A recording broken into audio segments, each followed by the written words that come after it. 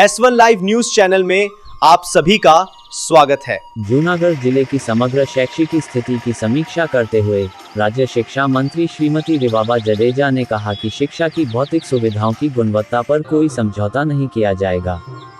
खेल के क्षेत्र में अधिक विद्यार्थियों को आगे लाने के लिए शिक्षकों की स्थायी भर्ती भी की जाएगी। नए पाठ्यक्रम में भारतीय संस्कृति, कला, विरासत और ज्ञान परंपरा को विशेष स्थान दिया जाएगा। शिक्षा राज्य मंत्री ने स्थित पीएम श्री कन्या शाला नंबर 4 और सरकारी गर्ल्स हाई स्कूल अभिभावकों और विद्यार्थियों के साथ प्रेरणादायक संवाद भी किया। परीक्षा के संदर्भ में विद्यार्थियों को परेशान करने वाले प्रश्नों के व्यवहारिक समाधान सुझाए। इस अवसर पर विधायक संजय भाई कोडिया ने संबोधित किया और पूरे कार्यक्रम की प्रस्तावना दी।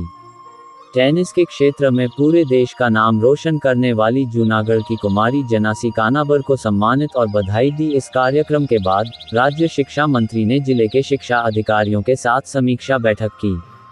छात्रों की शिक्षा को जमीनी स्तर से मजबूत करने के लिए आवश्यक दिशा निर्देश देते हुए शिक्षकों ने भी इसे सार्थक बनाया है।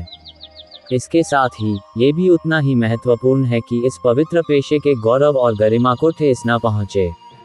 राज्य शिक्षा मंत्री ने जमीनी स्तर पर कार्यरत बीआरसी और सीआरसी से भी प्रतिक्रिया प्राप्त की। जिला शिक्षा अधिकारी सुश्री लताबेन उपाध्याय ने एक प्रस्तुति के माध्यम से जिले की शैक्षिक स्थिति का विवरण प्रस्तुत किया।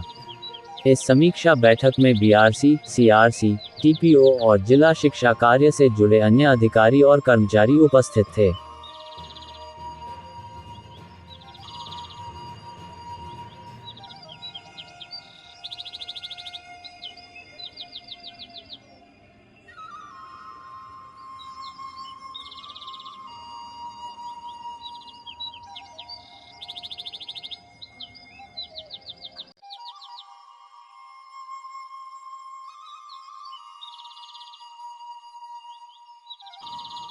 વૈશ્વિક નેતા અને ગુજરાતનું ગૌરવ એવા પ્રધાનમંત્રી શ્રી નરેન્દ્રભાઈ મોદી સાહેબનો જે વિચાર અને વિઝન કે મારા દેશના બાળકો પરીક્ષાની અંદર કોઈ ટેન્શન ન લે અને પરીક્ષાની અંદર ઉત્તીર્ણ થાય અને પરીક્ષા એ જીવનનું છેલ્લું મંત્ર નથી, એ ભાવ સાથે પરીક્ષા પે ચર્ચાનો કાર્યક્રમ સમગ્ર દેશની અંદર 10 અને 12ની એક્ઝામ આવતી હોય ત્યારે બાળકો સાથે સંવાદ કરે છે અને એમના મનના વિચારો, એમની મનની વાતો, એમના મનના ટ્રેસ, એમના મનના જે પ્રશ્નો છે એનું સોલ્યુશન જૂનાગઢ જિલ્લાના પ્રવાસ અંતર્ગત વિવિધ પ્રાથમિક અને માધ્યમિક શાળાની મુલાકાત લેવાની તક મળી, જેમાં અત્યારે પીએમ શ્રી અંતર્ગત જે શાળા નંબર 4 છે એની વિઝિટ લીધેલી।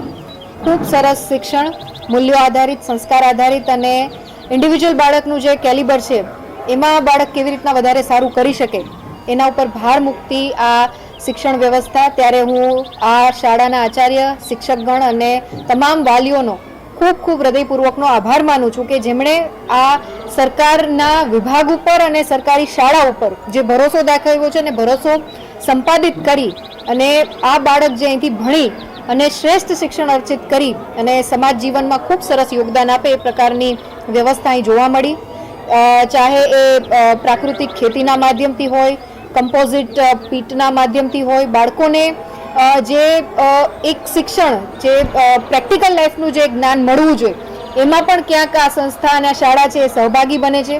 મધ્યાહન ભોજનમાં અહીંથી જ બનાવેલો ખોરાક બાળકોને પીરસવામાં આવે છે, એટલે ગરમાગરમ અને ખૂબ ક્વોલિટી સાથે મેં પોતે પણ એનો ટેસ્ટ કર્યો અને સારી વ્યવસ્થા છે।